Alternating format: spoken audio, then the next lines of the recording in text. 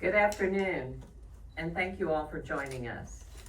I'm Representative Marilyn Lands, and I am humbled and honored to represent the people of Alabama's District 10, which is in Madison County. Today, as we come to the final hours of the 2025 legislative session, I continue to think about the many heartfelt and insightful conversations I've had recently with voters in my district and around the state.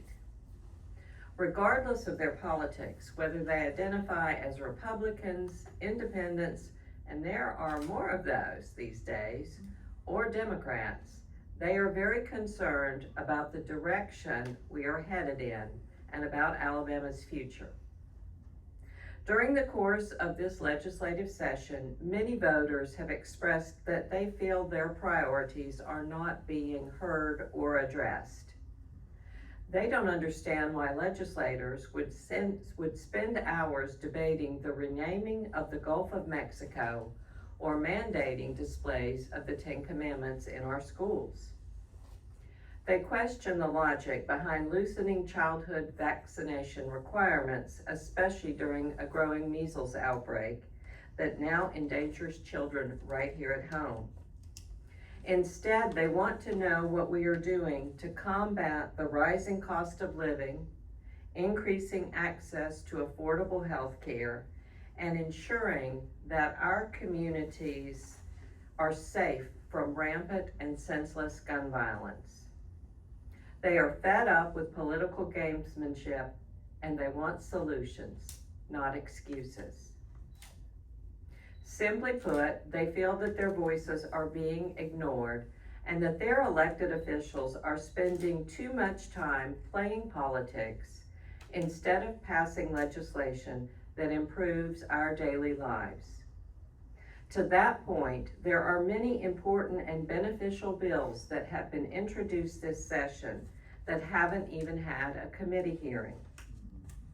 Others have been rushed through the process in a highly partisan manner and have been hurriedly passed with no chance for meaningful dissent or debate.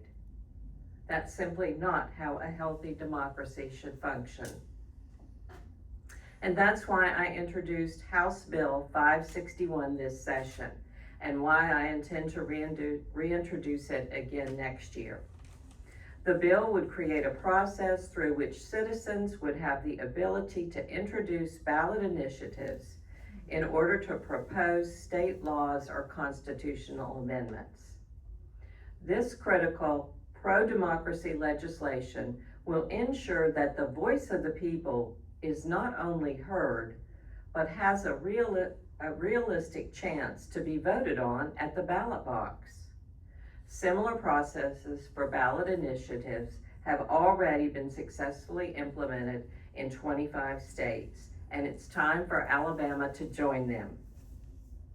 In Alabama, our state motto is "We dare defend our rights," and to me, that means daring to defend the people's right to be heard. That's how we can and how we will move forward for freedom and toward a future in which we work together to improve the lives of everyone in Alabama for generations to come. Thank you. And I would now like to introduce my colleague and friend from Jefferson County, representing House District 59, Representative Mary Moore.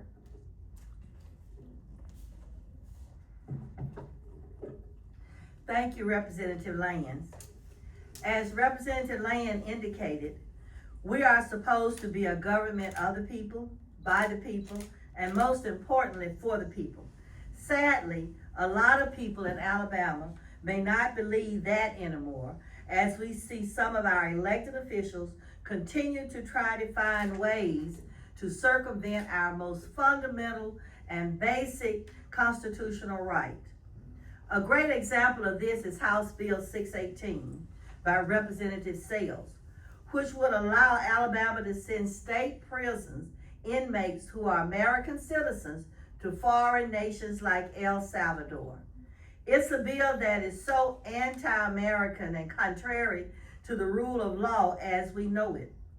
I'm not quite sure where to begin in describing my strong and extreme opposition to it. But maybe the best place to start would be our founding document, the Declaration of Independence.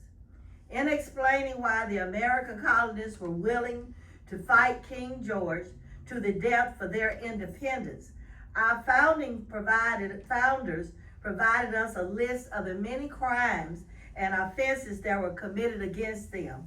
Among these reasons were, and I quote, for depriving us in many cases of the benefits of trial by jury, and for transporting us beyond seas to be tried for pretended offenses. And because these atrocities have occurred, it's why we have the due process clause in our Constitution, enshrined in the 5th and 14th Amendment, to protect us against bills like House Bill 618. Perhaps Representative Sales was just trying to curry political favor with his MAGA base to show his support for Trump before his recent visit to the University of Alabama. But this is a dangerous and unnecessary bill, a bill that would lead us down a dark path that would inevitably destroy our most basic human and constitutional rights. Or perhaps this bill was introduced to cause outrage and distract us from the fact that in 2025, we still haven't fixed the sewage problems in the Black Belt of Alabama or repaired the widespread damage in Selma after tornadoes almost destroyed the city. Maybe he's hoping that it will distract us from the fact that gun violence is still the leading cause of death for Alabama children, or that we're still paying grocery taxes in Alabama when a dozen eggs now cost $6. That's why, as we come to the end of this session, it's vital that we speak out against this and show the people of Alabama that there is a better way forward. That's why I and my Democratic colleagues continue to fight to increase access to affordable health care. It's why we work so hard to bring infrastructure and opportunity to undeserved rural communities. It's why I oppose efforts to suppress the vote and instead work every single day to increase voter participation. I conclude by reiterating what we said at the start of this session. We believe in a fair, transparent, and accountable government that respects personal liberty, ensures public safety, and helps every Alabama citizen pursue the American dream. So as we end this session and return to our communities to listen to our constituents, let us remember that for Alabama to thrive and prosper, we must work together for our common good, not for special interests, party politics, or personal gain. That's how we move forward for freedom and create a better Alabama for all of us. Thank you so much. I would like to introduce Representative Ensler, who represents the Montgomery area. Good afternoon. Thank you, Representative Moore. As an American and a lawyer sworn to uphold our Constitution, I am equally disturbed about any proposal that would send American citizens to foreign prisons and deny them due process under United States law. It's simply unconscionable and shameful to even consider seriously. That's why some of our colleagues have championed fair and humane justice and fought for legislation that protects our most basic civil and constitutional rights. Whether it's fairness in sentencing, ensuring due process in the pardons and paroles process, or fighting against excessive bail, we are committed to ensuring equal justice under the law. But in Alabama, we appear to be outnumbered by some of our colleagues across the aisle who seem to look at justice from a very different perspective. For many of them, justice isn't the point, it's cruelty and excessive punishment. In the legislature, it appears that every session we see more and more bills to increase jail time for even the smallest offenses and bills to heighten financial penalties, all under the guise of deterrence, even though the facts show that these increasingly harsh penalties and excessive fines have done little to nothing to reduce crime. In fact, all it's really accomplished is for Alabama to have the dubious distinction of having one of the highest incarceration rates in the world and third world prison conditions with high mortality rates and excessive human rights violations. After spending well over $1 billion on a new prison in Elmore County and $2 more billion prisons to go, our prisons will still be overcrowded and inhumane, and Alabama taxpayers will have to pay the bill. As I stand here before you today, I have to say that along with many of my colleagues, we are deeply disturbed about how the legislative process is broken down. As Representative Lands mentioned, many of the good bills that would fix these issues simply languish unheard in committee, or they die on purely partisan votes. But what really gets to us and some of my colleagues is that legislation that's introduced is often ignored. Then all of a sudden, when there is a crisis or a shift in the political winds, Republicans will introduce the exact same legislation and it magically sails quickly through the process to become law, and they take credit for those efforts. In those cases, we're obviously glad to see legislation pass, but what is bothersome is the extreme partisan process that has infected our committees and the intense focus on who gets the credit. Instead, our focus should always be on what's good for the people who sent us here to serve, not whose name happens to be on the top of the bill, especially when it was never their bill in the first place. In Alabama, we desperately need reform in our criminal justice system and our Department of Corrections. We can't do that with a broken legislative process where good bills die solely because they were introduced by a member of the opposing party. Too many people's lives are at stake. As I've said all along, we can't just keep locking people up and throwing away the key.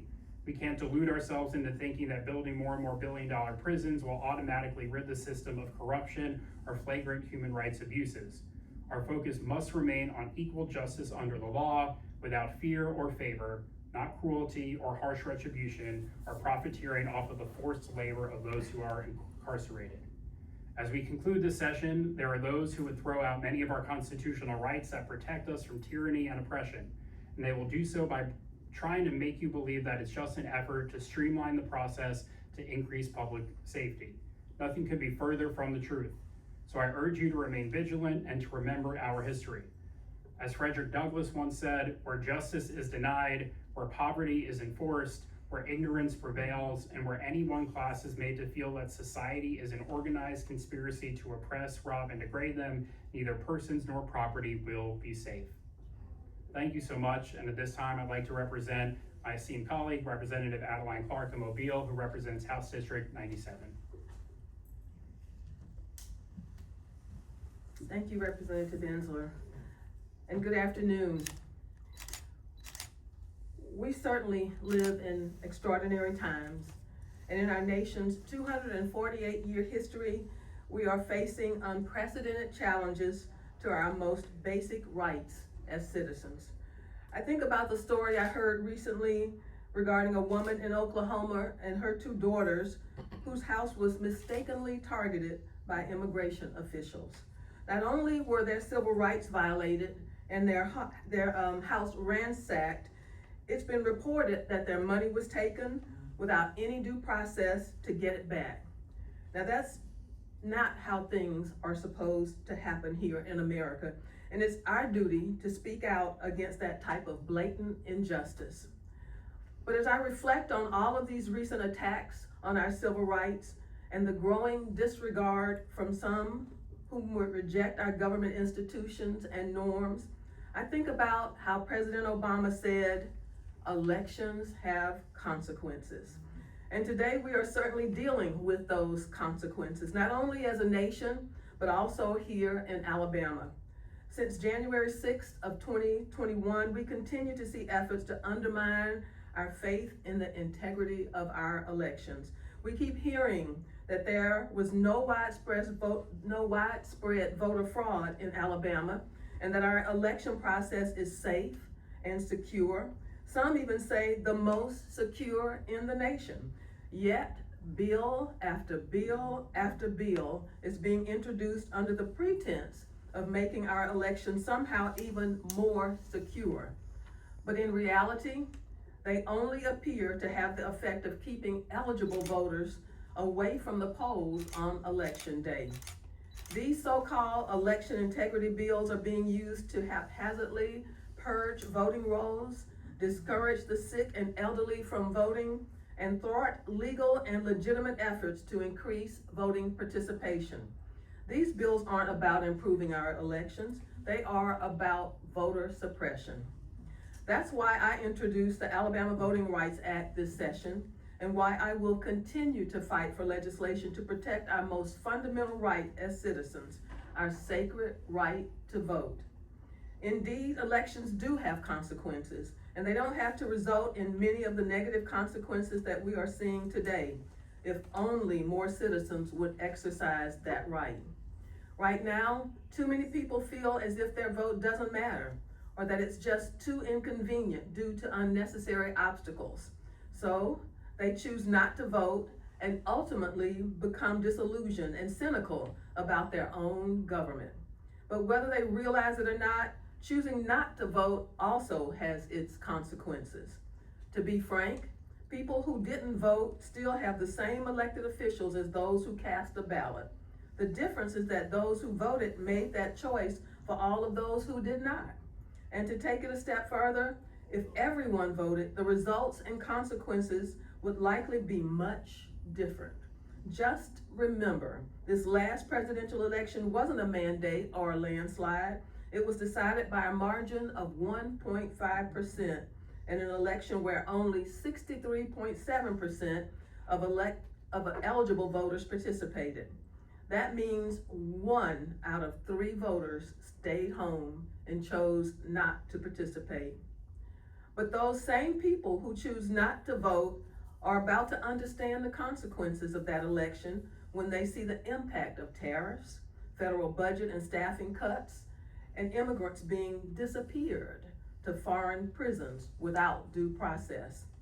In Alabama, they will see it when childhood vaccination rates drop, when public education is struggling due to money being diverted to for-profit private schools. I'll conclude by saying that we will persist in our efforts, not only to increase voter participation, but to eventually achieve all of the policy and legislative goals we presented at the beginning of this legislative session. I, along with my colleagues in the Alabama House Democratic Caucus, remain committed to fulfilling the promise of our democracy and achieving our common goal of creating a better and more prosperous Alabama. We thank you, and at this time, the 4 of us would be happy to answer any questions you may have. Thank you. I have a quick question. In regards to the ballot initiative bill that Representative Lands was talking about, have you been able to get any bipartisan support on that? I did Marilyn, not, will you come to the mic? oh, No, but frankly, I didn't even have a chance to try. Simply where we were at when I was ready to drop the bill, I just wanted to get it filed in hopes it would get through committee. But the bill previously, for a number of years, was introduced by Representative Mike Ball and has had bipartisan support in the past. Thank you. Specifically, Representative Ensler, I mean, you mentioned this, but anybody can answer. You talked sort of vaguely about the obsession, I think is the word you used, of who gets credit and not giving a W to the other side of the aisle. That's my words. Can you go into a little bit more detail, or anyone who maybe had similar experiences or observations? To give you some examples, the sales tax off of food. Yes.